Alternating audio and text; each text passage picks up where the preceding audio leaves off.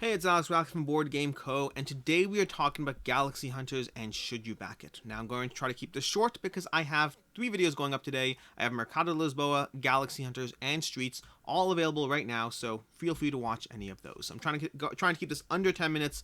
Let's see what we can do. So, offhand, Galaxy Hunters is a tough one. This is one that is not already funded. It's $59,000 as of now. By the time you're watching this, it's hopefully higher. We have 11 days to go. By the time you watch this, maybe 7, 6, I can't do math. 692 backers, lots of stuff going on here. Should you back it or should you not? Now, I will note, I will be doing a review of this shortly, so keep your eyes peeled for that. There will be a review. You'll be able to check that out. I'm specifically doing this before the review because I actually like that aspect of, I like being able to look at a Kickstarter from the stance of someone who hasn't played it, because that's more akin to your stance. Your stance when you're watching these videos is similar to mine. You haven't played it. You want to see the information that I know that you could potentially have at your fingertips, and so that is before review. Once I do a review, I'll add the context there as well and factor that in. Maybe I'll think it's terrible, maybe I'll think it's amazing. Who really knows? But my own opinion of a game is not necessarily reflective of what your opinion will be, so I'd rather focus on the non-knowledge of how the game plays when I do this. So let's go into it. Let's go into this game. So to begin with, you're seeing giant miniatures, you're seeing lots of stuff. So this game is basically a worker placement that it is being compared, I saw it compared to a certain degree to Lords of Waterdeep in some things. And that comparison threw me at first until I looked through it more and I realized why it basically is a degree of Lords of Waterdeep. And I don't mean that in a bad way. It's Lords of Waterdeep with more. It's Lords of Waterdeep with different things going on, different mechanics, different aspects you're going to have to juggle and balance. But let's talk about it.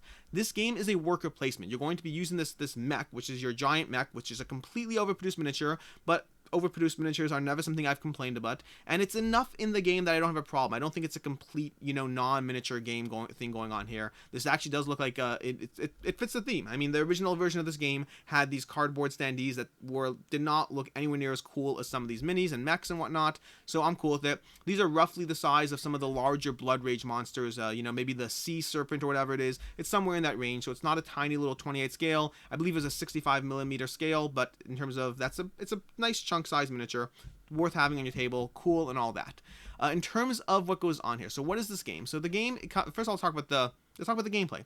So the gameplay is basically you're going to be managing all these different aspects of some of the pilots and the mechs. So you have this mech over here that will slot into the pilot over here, and you have to balance those two because you see these little check marks over here. If you can see them over here, that defines which of your pilot's abilities are actually in play. Meaning, despite having a variety of pilots, despite having a wide variety of pilots, at any given point, only 2 of your abilities are in play depending on the mech that you have. So having a combination of different mechs and different pilots means you have a vast variety of all these configurations of how it will play out. Additionally, each mech has its own differences in terms of the cubes it will hold and store in terms of the battle and conflicts it's going to engage in.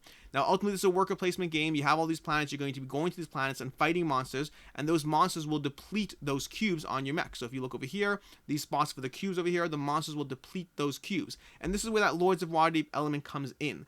Unlike in Lords of Waterdeep, if you've played it, you basically have these quests you go on where you need certain colored cubes to take out certain quests.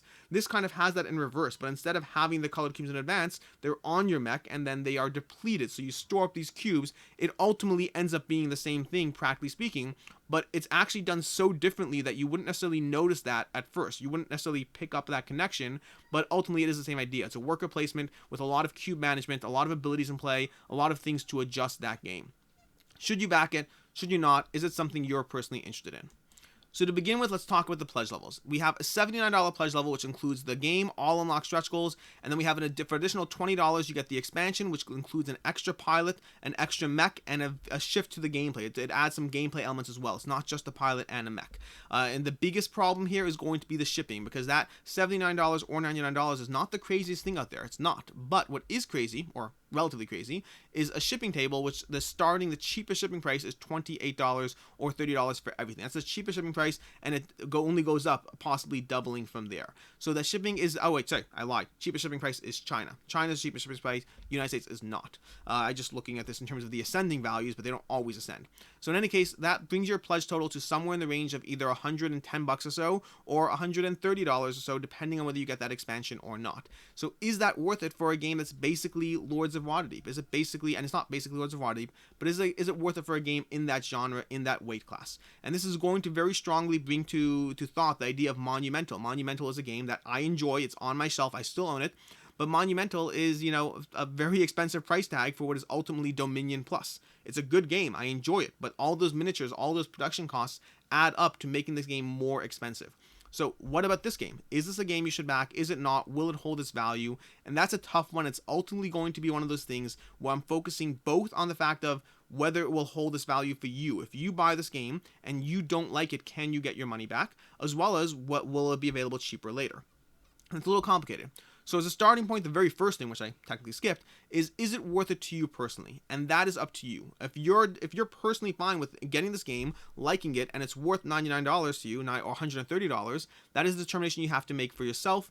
For me, speaking for myself, once I like a game, I kind of don't mind the price. Once I enjoy a game, then I'm willing to pay to get that game because I like games. It's the biggest leeway I give myself. I don't go on big vacations. I don't get anything fancy. I don't mount into expensive cars. For me, my leeway on my life is gaming, and my wife's into, she's into gaming, but she's also into like hobbies. She's into crafts and all these different types of, I don't even know. I don't know. I'm talking about my wife's hobbies in this video. That is not the point. The point is I give myself the leeway of gaming. In terms of the Kickstarter, in terms of whether you'll be able to sell it after the fact, well, so the big update, the big change they made is they had an update where they basically announced that they are unlocking all the stretch goals because it hasn't funded yet. They're basically giving you in advance of saying, here's what you have. Everything is available now. So what you have over here is you have 4 unlocked mechs, 4 unlocked pilots, more monsters, more cards, and that's what they're adding here. So it basically takes the amount of content you have from 4 pilots and 4 mechs with the base game, 5 pilots and 5 mechs with the expansions, to 9 pilots and 9 mechs with the base game, expansion, and extras.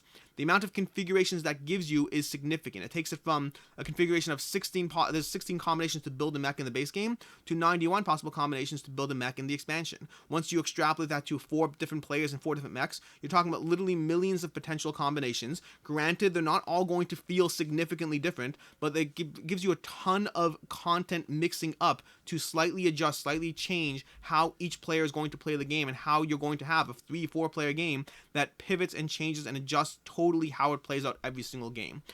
Overall, the game looks pretty cool. It looks like a cool game. It has cool mechs. It has decent artwork. Overall, this is kind of pulling me in.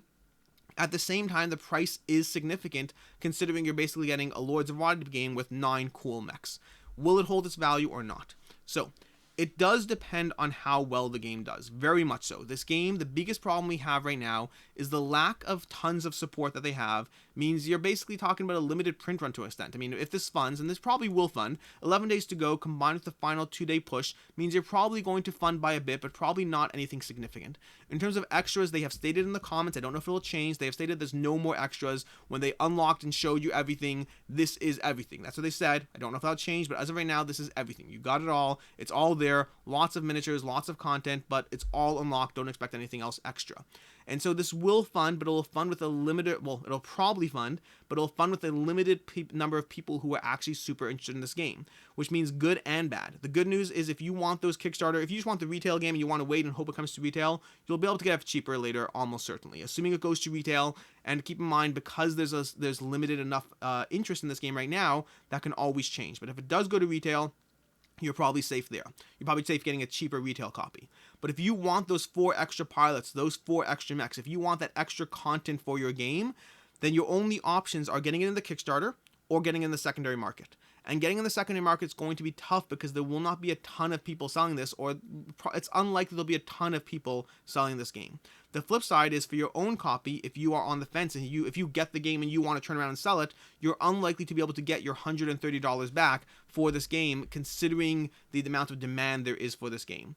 That can all change if this turns out to be an amazing, incredible experience that everyone raves about, but that is probably less likely given the genre of game it is. It'll probably be well liked, it'll probably be good, but it probably won't be raved about. It's worth noting, this is by the designer, this is by, Chronicles, this is by Daniel Alves, who did The Tower of Arcanos, Chronicles of Drunagar, and Masmorra Dungeons of Arcadia. So he definitely has this developer, he definitely has design props under his belt. Keep in mind that Towers of Arcanos Masmorra was received okay, Towers of Arcanos was pretty well received, decently received, and Chronicles of Drunagar, which looks excellent, is so far unreleased. So he simultaneously has cred, but not a ton of cred as being the most amazing designer ever.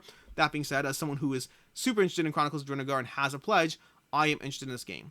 that is basically it. That's what it comes down to. It's a little bit of a mixed bag here. Overall, seems to be a pretty good value, but it's not. It's also expensive for the gameplay you're getting out of it in terms of the value proposition. If you're interested in this and you're interested in all those expansions, this is probably your best opportunity to get it. But there's no guarantee. It depends on how things play out over time. And obviously, if the game is terrible, it'll be available cheaper down the road, very cheaper, but very cheaply.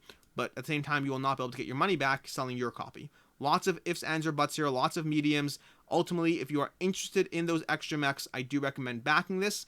If you're not particularly, sold on the game, if you're on the fence, then this is one that you should probably hold off on because it's a lot of money for something that you will probably not be able to get your money back if you're reselling it. That is basically it. I'm Alice Radcliffe from BoardGameCo. We made it just over the 10 minutes mark, unfortunately. I do what I can, but still pretty close. And until next time, have a good one.